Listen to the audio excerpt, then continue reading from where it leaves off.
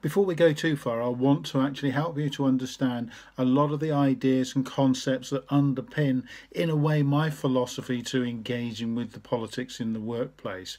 The reason why I want you to understand where I'm coming from is so that you can begin to make your own decisions and to have a more considered approach and angle that you come at some of these situations and difficult dilemmas that you may be facing or preparing for in the future.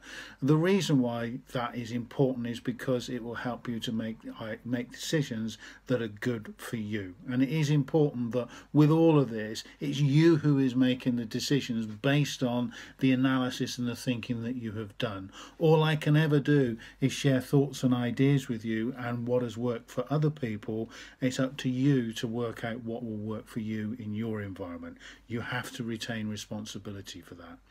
So the first idea for you, the first key concept that informs the way I come at this is you've got to keep emotions out of your political considerations, or sort of. And the reason why I'm saying this is because emotions, whenever something happens in the political realm, if we're on the receiving end of it, there will be an emotional reaction. You will feel, the heart go or the stomach churn, and that is natural when you start to realise you've been wrong-footed, you've been outmanoeuvred, and somebody's sort of really put you at a big disadvantage, and suddenly it's almost like a curved ball sometimes comes and hits you. And an emotional reaction is not only understandable, but is also necessary. But you are not going to make good decisions if you are overruled by the emotions. You've got to find a way of putting them out of action for a little while, almost suspending the emotional reaction. Hard, but you've got to find a way of doing that, and I'll help you with that as we go through. But you've got to then start to look at things logically and start to think about, okay, so what's actually happened? What are the potential consequences here? What are the different options, and what am I going to do for the best? And then that best may involve bringing the emotions back in and expressing your extreme displeasure or your enthusiasm or whatever it is, but it's in a deliberate way. So thinking about emotional intelligence and managing your emotions, put them to one side while you do the analysis. So once you've done the analysis, then choose which emotions to pull into play, and then you will start to fare so much better. The other thing is, well, what is politics anyway? And politics, like a lot of words, is ascribed in modern society and certainly in work culture, particular meanings. And a lot of people see it as a very negative phenomena and a very negative word. Yet actually its origins and the origins of the word were for the good of the state in ancient Greece. And so it had a very positive connotation there in those days. And I think a lot of the reason why people have this negative reaction to the word politics or office politics is because of the damage that gets done, the harm that gets created, the bad feeling that is created, and those emotional reactions. Yet the way we look at it, and the way certainly I'm going to encourage you to look at it, is looking at it in a more neutral way. And the way that sort of helps a lot of people get their heads around this is that actually if you start thinking about politics as being the way decisions get made, both at an individual and a collective way. So how groups, companies, organisations, even societies make their decisions, it's through political activity that it comes to a head and the decision gets made.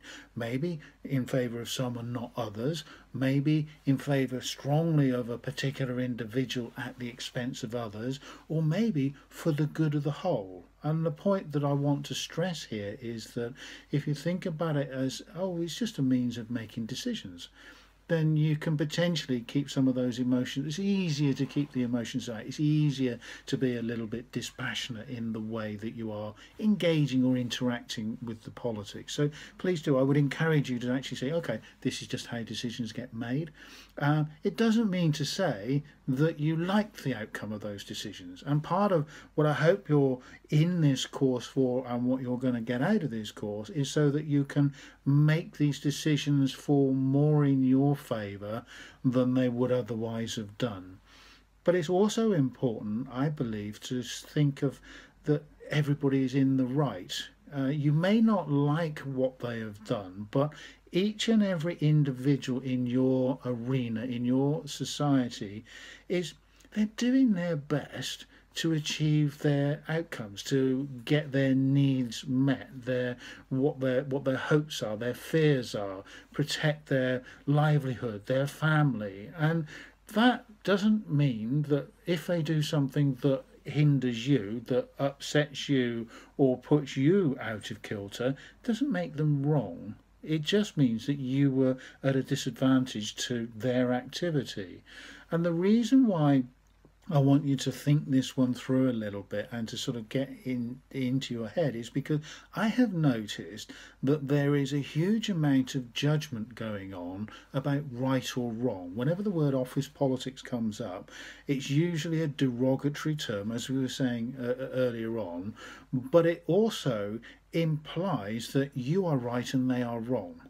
And that doesn't help when you want to engage with people, because they will smell it.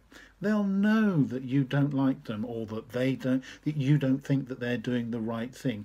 And automatically that will start to set up, at least at a subconscious level, an adversarial relationship.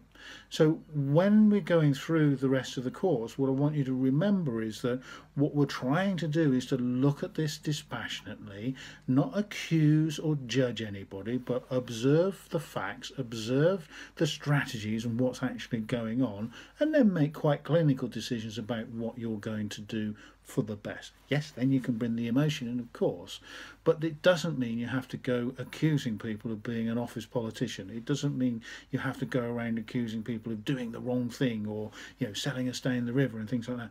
That's not helpful. It's not a good, positive, constructive way to engage with the politics.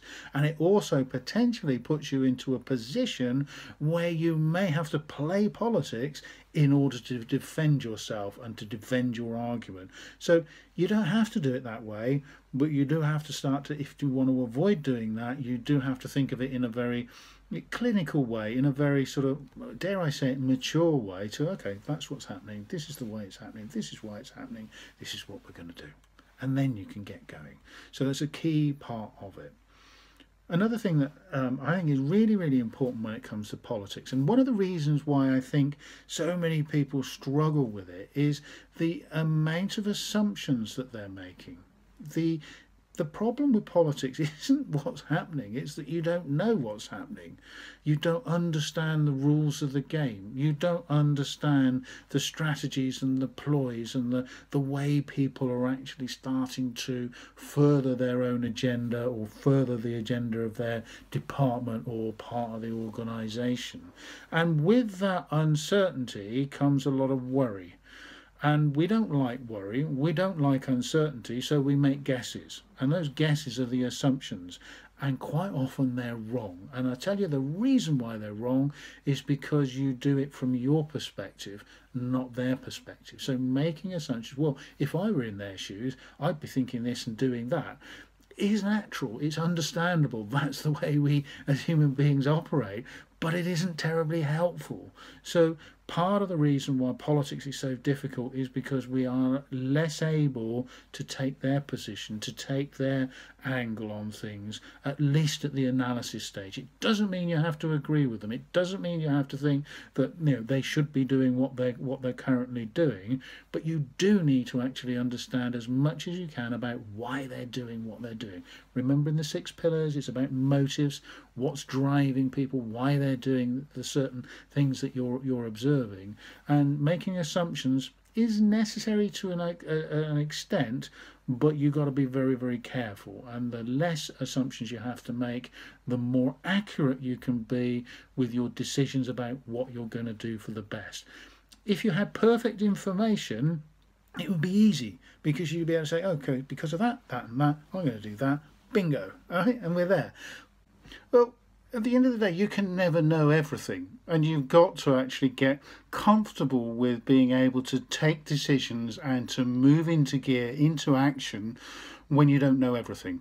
If you knew everything, it would be quite easy, because you can say, okay, this is what's happening, this is what they're doing, this is what I need to do, bang, bingo. And wouldn't life be so much easier? But because I think it's partly because sometimes people don't even know the answer to the questions that you are interested in. So, I mean, if I were to ask you exactly why you were doing a particular thing, you might get quite close, but you might not necessarily understand the depth of the emotional sort of connection you've got and what's going on in the subconscious and the way your feelings are making you uncomfortable with what's going on. We can't always explain our behaviour to others. And so how can you find out for sure, even if they tell you? It can't be 100% guaranteed. So we've got to get used to dealing in an imperfect world, but we've got to make sure we don't have too many gaps, and particularly dangerous gaps. And I think that is almost foolhardy to sort of get into the position where you are you've got blind spots. You can't afford to have blind spots. A little bit of uncertainty, and one of the things I'll do later in one of the later modules is sort of show you how you can start to almost like hypothesize. And so this is a hypothesis that I've got about a particular situation, and what do I need to find out to actually get a little bit more accurate? Okay, this, that, or the, okay, and then you can move up a degree or a couple of degrees, a couple of notches in terms of the accuracy that you've got, and then you try something and think, oh, okay, yeah, this is looking more likely to be that. Okay, now I'm going to make a decision, and bang.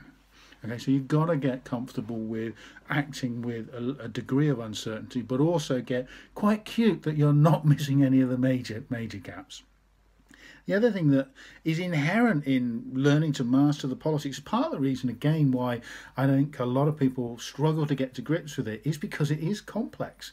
Because if you think about, and I think an awful lot of people who are going through this course are in this sort of situation where it's not just that you've got a couple of people to deal with, it's you've got hundreds, if not thousands of people all potentially wading in and making an impact in the environment, and the cut and thrust of influences going one way and then the other and somebody else. So there's so much complexity there, and again that sort of explains why you can't know everything, but it also starts to introduce an idea that, well, you've got to find a way of explaining what's going on, of giving shape to it so that you can move forward.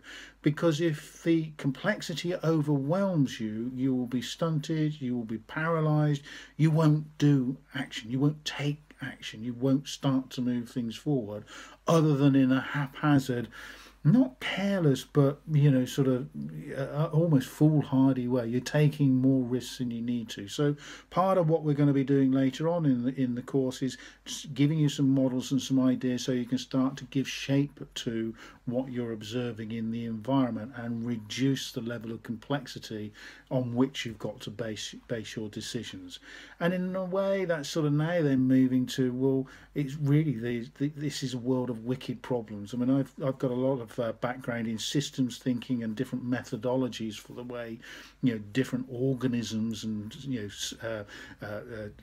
dynamics that are actually working beyond sort of things like lean and what have you, the different wider sort of field of systems thinking. And they've got a concept there called a wicked problem, and a wicked problem is one that as soon as you observe it, it changes. And when you observe the politics, it might not be quite as extreme as that, but things are changing all the time, which starts to lead to the next notion, which is one of the key pillars, is that you've got to really be moving fast. So as soon as you start to observe it, you've got to know that it's going to be dated quite quickly, and therefore if you are going to take action, you've got to get on with it quite quickly. You've got to find a way of giving yourself the confidence, making sure you've got your other stakeholders lined up, but you've got to get on with it, because it is, as soon as you start to act, as soon as you start to do things, things are going to change, and the whole situation could change very, very quickly. You've got to stay alert to those changes as well, but it's what I call almost like a wicked political problem, not as in a negative thing, but it's just a very tricky thing to keep hold of, and it takes a lot of time, takes a lot of investment as well to keep tabs on all the different angles that are going on. But hopefully with the models and ideas that we've got for you later in the course, that will start to simplify a little bit. And the other key concept, and I'm going to keep coming back to this, is the role of integrity and ethics. A lot of people coming into this course have said to me, well, look, I don't want to play it dirty. I don't like what they're doing. I don't like people taking advantage of others. Is this right for me? And I keep coming back to this idea that, well, yes, the problem is that nobody's taught people how to do this, manage the politics in an ethical way. And I think if you follow the rules of integrity that I've suggested in the readings attached to this module, if you look at those, you think it through, and you come up with your own sort of take on what it takes to be a person of integrity, what that actually means to you, and what rules you're not going to breach as you start to move into the politics, you'll be in a good position to, sort of feel good about what you're doing and feel whole and feel that you're doing the right thing and doing your best for other people. Because those that can do it, those that are able to actually demonstrate this and demonstrate that they are doing things in a fair way, fair dealing as we will call it later on in the course, they actually do very well. You've got to have the confidence, you've got to do things. The problem comes is that a lot of people with high integrity just don't do anything. They don't engage with the politics. So if you can bring your sense of integrity into your new and your accumulating understanding of the politics in your environment and then get on with it, you should fare very, very well. But that's easy for me to say at this point. It's for you to sort of grow into as we go through, but hold true to your sense of integrity, please, because that's what will give you a sort of a low stress existence, a more enjoyable experience once you've figured out what the devil's going on all around you. Then you can take the action and do good for as many people as possible.